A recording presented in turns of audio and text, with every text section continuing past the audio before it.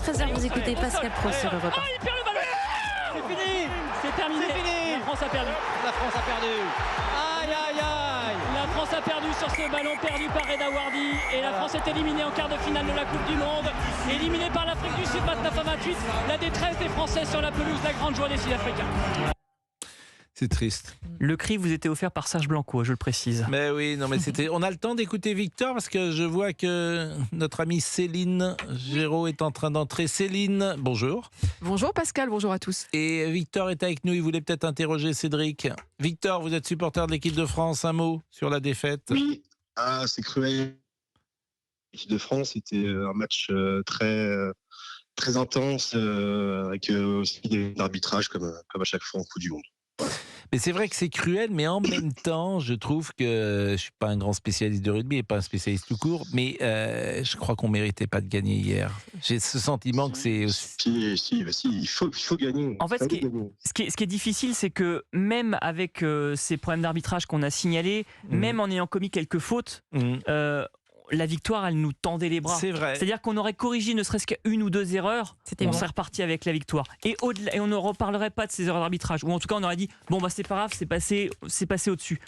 C'est ça qui est encore plus dur. Et c'est ce que disait notamment François Cros hier à notre micro et Greg Aldrit aussi après le match. C'est que, encore une fois, les Bleus auraient perdu 30, 40 points. Voilà. On serait dit, on était moins forts que les autres. Mais non, là, mais le fait de perdre un point alors que cette transformation aurait été réussie sans doute par Ramos parce que ce joueur est sorti et l'a contré, ça, effectivement, ça peut nous mettre en colère. Mais l'équipe de France, il y avait une forme de fébrilité. À un moment donné, comme diraient les gens du Sud-Ouest, à un moment donné, le manque de chance, c'est une faute professionnelle. Oui, mais il y avait une forme de fébrilité. Ceux qui connaissent le sport le devinent.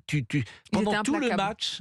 Moi, je me suis dit, en fait, on va pas passer. C'est curieux, hein, je me disais ça. Il y a un impact terrible au retour de Etzebeth qui avait pris le carton jaune en deuxième mi-temps. Au moment où il rentre sur le terrain après son carton jaune, les joueurs français qui n'avaient pas marqué de points pendant cette supériorité numérique, tête baissée, les mains sur les hanches, ils se sont dit, mince, on a loupé l'occasion. Et je pense que là, il y a eu un coup sur la carafe. Et le regard des Sudaf, implacable. Et puis derrière, les Sudaf, eux, se sont sortis un peu ragaillardis de cette période. Et c'est un peu le tournant de cette partie. Bah écoutez, Cédric, merci.